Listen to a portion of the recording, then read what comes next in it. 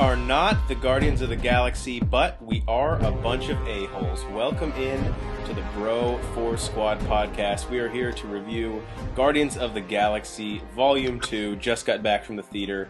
I'm your host, Jeff Hornacek. Let's go around the horn and meet the other two bros joining me tonight. As always, our own Peter Quill, because they are both from Missouri, Matt Geiger. Matt, what's up, man? I told you I was exactly like Peter Quill, and this is just padding my stats on that, because he's from Missouri. I think, ate at that Dairy Queen once as a youth. Did you go back behind it and see the death flower that was planted? No, that was pre-blue shit behind it. Oh, okay. Well, that makes sense. Yeah. And onto our very own Drax, because they're just very similar, both in muscular physique, and although they may be a little bit clueless at times, they always have fun, and that is Brian, the mad scientist Banner. Brian, what's up, man? That's a much better name than, like, Water Whistler, because I just strike fear in people's ears. Water Whistler would be a really bad laser tag name also. I don't know. I think I would do fine. All right. If you have not listened to a Bro 4 Squad review before, we grade all movies on 5 criteria: the acting and the cast, the story and the plot, the best scene, rewatchability, and its effects on pop culture or any lasting impact. So let's just dive right into it. Acting and cast. Matt Geiger, what'd you think? Well, just going off the top, Chris Pratt was absolutely fantastic. And let's throw another person in there. Let's give the director a hand. James Gunn did it again, man. He is fantastic at these movies. They're bringing him back to it for a third, thank God. Hopefully DC can maybe mash him up for a movie, even though they'll probably cut the fucking script on him. And everyone else is fantastic. My boy David Batista from WWE played it great. This is Vin Diesel's probably greatest performance acting ever. And you mean Mark Sinclair? And Sylvester, let's not even bring that up again. But I gotta take this, man. My boy Sylvester Stallone in this, he didn't feel out of place to me. I thought he was fantastic in it. He only had a couple scenes stay after the movie, also because we're gonna get into some spoilers. But he's in an after credit scene as well. But the casting, acting was fantastic. It takes right where the first one left off. Yeah, I'm glad you said that. We'll have that in the description of this review as well, but spoilers. We're going to spoil the shit out of this movie for you. So if you hadn't seen it and you don't want it spoiled, then pause it for like 2.5 hours, go watch the movie, come back, listen to us. Brian Banner, what did you think of the acting and cast in Guardians of the Galaxy Volume 2? They just built off of the momentum they already had coming off of the first one. I mean, they struck gold with the first one, and I don't know what's better than gold, but that's what they struck here. Michael Rooker as Yondu absolutely destroyed it. I thought that his arc and the feelies that he gave me in playing his character was fantastic. I'll just highlight the new people we had here. So we had Antonio Cromartie as Ego. Sorry, Kurt Russell as Ego. I must have got confused with the 6,000 illegitimate children. Travis Henry as Ego. Kurt Russell as Ego, always good to add in these movies. The dude just has a blast in these roles, and I mean, he's a cinematic icon. Pom Klementieff as Mantis, tough role to play. Whatever she was doing was not working for me, man. I think it's just tough because her and Drax both have to be fish out of water, and when you get 2 fish out of water, what do, guys? They flounder, and that's exactly what she was doing in her scenes with him. I was like, you're trying to do Drax, but you're just not as good at it as Dave Bautista, so this is kind of tough to watch. Sly Stallone, always cool to see him in movies. And then Elizabeth Debicki, I don't watch the show Vikings, but I've heard she's awesome in that. She played Aisha. Limited screen time, but she did a really good job of doing like this. Yeah, I'm hot and British and nice, but also I'll slit your throat if you give me the chance. So I liked her as well. I don't think it was Pom Klementieff's fault. It was just a tough role to play in Mantis. I actually didn't mind her that much. Yeah, I actually kind of enjoyed her and Batista's banter back and forth. I thought it worked. Well, that's why we have a podcast, so we can have differing opinions on it. On to the story and the plot. Brian Banner, what'd you like? What'd you dislike? Cool? You think the Mandarin was cool? I'll kill all of you. Okay, story plot. Banner, what do you got? Well, it was definitely better than Iron Man 3. I liked it. It's a middle of the pack as far as an MCU movie goes for me. Definitely not as good as the first one, but I think it was a necessary movie. I liked it. I really did. That's about all I've got on it. Geiger, what do you got? I don't want to to be the douchebag that nitpicks everything. So the story and plot was fine. It's just so hard because the first one is what we have to go off of, which I actually really love that story and plot. But anytime a team assembles, it's more of an interesting story and plot than the second, third, or fourth one. It just got a little too far-fetched for me, even though Guardians of the Galaxy, how Kurt Russell basically played God. But we know this is extended universe, and yeah, you're God, but I could probably name 10 people off the top of my head now that could just fucking destroy you. So it's not really that big a deal. Like, Thanos probably could. Thor probably could. Anyone from Ragnarok or anything like that. It kind of got out there for me. I liked that it was kind of a Peter Quill origin story, but then after a while, I kind of got enough Peter Quill and wanted to see more of Groot and Rocket, Drax, and everyone else. But other than that, yeah, man, it's a B-plus story. It's fine. It's a sequel coming off a fantastic movie, my favorite Marvel movie. I wasn't expecting anything better than that, so. Yeah, I like this movie a lot. The things that worked for me in the plot were the Yondu relationship to Quill and how they really fleshed all that out to just understand why he did everything he did in the first one. I also really liked how, to really kind of power Quill through at the end and have us feel what he was feeling. I know we say this is spoilers, but it's even hard for me to talk about Ego basically killing Quill's mom. That stuff really worked for me. The only thing that really I didn't get the whole time and was kind of like, why am I caring? Those fucking batteries. Like, why were those that big of a deal? I understand they're like kind of powerful, but we're going to chase people all the way across the universe for them.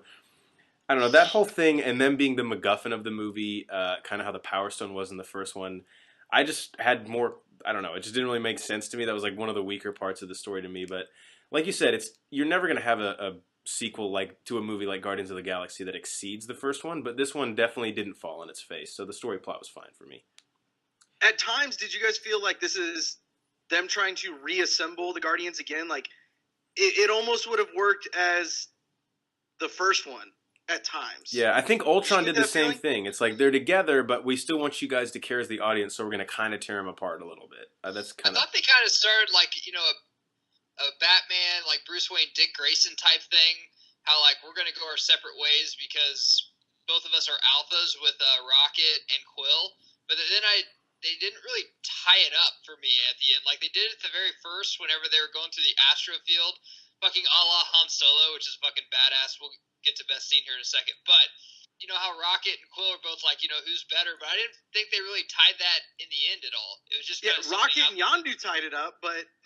Yeah, the only thing you felt was when Rocket shot Gamora and said, I can only lose one friend today. That was kind of... Yeah, it gave me some feelies. But that moves us right on to best scene. I'll go first here because mine aren't action set pieces because there was some awesome ones in here. I have two that's a tie, but they're both really quick to go through. The first one is the Gamora, not even the Gamora Nebula fight, but their conversation in the caverns on Ego. Basically, the reason I like this so much was when they talk about what Thanos did to them growing up. We've gotten so... I love any bit of Thanos we can get. We got teased why this dude's a fucking psychopath. He would take his daughter and his adopted daughter, and they would fight, and whoever would lose, he would rip one of their limbs off. So, that's fucking insane. That's cool to hear about. I can't wait for him to kill everyone. That had me excited. But to me, one of the best written scenes in the movie, if you can have a person with blue skin who whistles and makes an arrow fly around, and a genetically enhanced raccoon have an argument and have me feel the emotion that I felt in that Yondu and Rocket Raccoon scene, you, James Gunn, are a fucking genius. And to me, that was a scene in the movie where I was like, damn, dude, I felt all of that. When they both just said, we're the same, we push people away, we have this tendency to just tear down all our relationships. I was like, Jesus Christ, this is incredible. That was my favorite scene in the movie. I know I've talked too much about it. Geiger, what do you have? They need to make a prequel of Thanos. It's called Thanos and Children on Netflix. Make it like rated X, where it's just like them battling each other. Hell, I'd watch it. My best scene, I already touched on the Astro Field. I'm not going to give that to him because Star Wars already did it first. But Groot rescuing Rocket and Yondu from prison, when Yondu is trying to explain exactly what he needs and doing it in very much detail, and Groot just keeps bringing back just shit that's not even close. He brings back a desk, he bit off somebody's thumb, and then it's just like one of the funniest fucking things I've even seen in a Guardians movie, even from the first one. I was laughing my ass off on the theater. Baby Groot is... even funnier than original Groot. And original Groot really reminds me of kind of Han and Chewie's relationship, how he just says one thing, but Rocket knows what he's saying. But Baby Groot works even better. It kind of makes me want to see a baby Chewbacca. Well, how Star Wars. after the end credit, how bad do you want to see a teenage Groot movie now? Yeah, just like an adolescent teenage Groot, wherever they're like saving the world, but he's like pissed. He just wants to go to his room and listen to fucking Good Charlotte for a while. In that after credit scene when he's on his phone and makes fun of Quill, like, I am Groot. I was like laughing as hard as I could. Yeah, at the end credit scene, that was fantastic. Banner, what do you got for best scene? My best scene is, I'm actually going to go with the opening credit scene where they have Baby Groot dancing around, because you got the feel of what the movie is going to be, and you know Baby Groot is going to be completely useless, but yet they're all going to take care of him, and like that is their child that they're taking care of. I just really like that scene, and it was a good way of them getting all the opening credits out that they needed to get out, with me not getting bored with the opening credits coming out. James Gunn is 2 for 2 on incredible opening credit sequences with the music. I mean, the first Guardians was awesome. I think like an iconic scene, and this one was equally badass. I like this one better than the first one as far as the opening credits. Really? Because the first one I think will go down in like cinema history as one of the greatest openings to a movie ever. Honestly, every time I watch that, I'm like, dude, this song with just everything is just so perfect, because he's taken something that is so futuristic but making it something that is back in 75. I thought it was fantastically done. Agreed on both. All right, guys, rewatchability. Banner, would you rewatch this movie? Yeah, duh. I mean, first off, it's an MCU movie, so we have to watch it. Before any MCU movie, you guys know I go and I watch the entire MCU leading up to it. Take that aside. Go ahead, say it, nerd.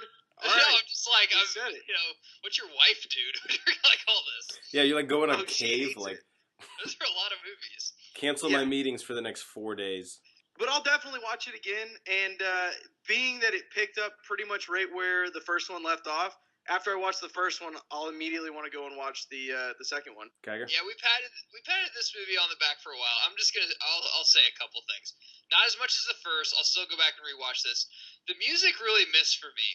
The first one is perfect. I love the soundtrack. Listen to it this morning at the gym. I listen to it all the time. If you're like early 70s, there's no Steve Miller Band. There's no Beatles. There's no Led Zeppelin. There's no hard rock. And listen, the 2 minutes of the trailer of Fleetwood Mac is enough Fleetwood Mac for me for my entire lifetime. I don't need 2 songs of it in one movie. They did 2 songs of Fleetwood Mac when you have so many 70s artists to go after. And then the story, like I said, was just at the end way too out there for me. Other than that, sure, I'll rewatch it some, but it's not as much as the original Guardians or Winter Soldier or any of the Iron Mans for me. Yeah, I'm kind of in between you two. I don't think I'll see it again in theaters, but I'll probably buy the Blu-ray, and I'll definitely watch it when it's on TV, because it's a funny movie, but it's probably like middle of the pack to upper middle of the pack in the MCU for me. Last one, effects on pop culture or any lasting impact. Geiger, what do you got for us? Okay, Yondu dying was huge. How they character developed him from the first one to the second one is totally... It's not different. It was a huge character development step, and it was probably the most character development we've ever seen in a Marvel movie that's not one of the main characters, a la Hulk or Thor or anyone like that. And they actually killed someone. Wow. Go watch Civil War. No one fucking dies. They actually killed someone in this, and hopefully they don't bring them back for some stupid fucking reason. And, once again, they can't get villains right. Kurt Russell, I guess, is the villain. Who cares? They still can't get villains right. I guess they're just trying to hit 1 out of 20 with Thanos. Hopefully Vulture will be good. I mean, if Michael Keaton can't fucking do it, then I don't think there's any hope for these people. But I didn't like the villain at all in this movie. Banner. I think that there's a shot that this is going to get the Guardians to Earth. I'm going to say it. I'm going to go out there. It's a wild way out there. I'm probably going to be wrong. But... they planted the little death seed thing behind the Dairy Queen, and they have to go and clean up the Dairy Queen. The Guardians of the Galaxy to Earth. If the Guardians of the Galaxy come to Earth in an Infinity War to clean up a Dairy Queen, then we're fucking done with the podcast. Effects on It pop could happen. effects on pop culture. I Was wish it like their community service Yeah. for like betraying? like Rocket's Well, on parole and he has There's to. that, and who can say no to a dip cone? Apparently, Like Peter. NFL players are like, yeah, you beat the shit out of a guy near to death. You won't go to prison, but you gotta do this community service at a Dairy Queen. He's like, give me okay. prison. I'm not fucking going in that Dairy Queen. Like an O.J. Simpson community service. They'll just do a golf tournament. Effects on pop culture for me. Wish it would have led into Infinity War a little bit more, just because I thought this was being a cosmic movie. This just had a little bit of an easier path to do it, especially because Thanos' two daughters were in it. I get that James Gunn wanted to write a bit of a more isolated story with these characters, and he did a great job with it. I'm just starting to wonder, guys. Homecoming is not going to lead into Infinity War. Black Panther won't do it unless it's like a huge stretch. Ragnarok. There's too much pressure right now on Ragnarok because that's pretty much all we have leading into this movie. This isn't an Infinity War podcast, so I won't waste my time with that. But it's a sequel to one of the best Marvel movies ever made, so it has just inherently an advantage in pop culture. But in and of itself, I don't think it's going to be one like 10 years from now. We're like, damn, man, that sequel. I'll say one lasting thing on Guardians of the Galaxy. I'm glad it didn't lead at all into Infinity War, and I'm glad it's getting a third, because of all the Marvel movies, besides maybe Iron Man, this deserves a trilogy, and it deserves a trilogy to kind of set aside for itself, because they have enough characters and enough actors and I think enough scripts to do like 3 or 4 of these movies. They're fantastic, and I like that they're not. There's some Marvel movies that need to tie into everything because they're really, honestly, not that good. Thor 2, but then there's some that I like that are just set aside that I can just watch these 3 and not have to know everything else that's going on like the average Joe can watch them. These are fantastic movies. All right, guys, we have been the Bro Force Squad. Again, we are a bunch of a-holes. Thanks for checking us out.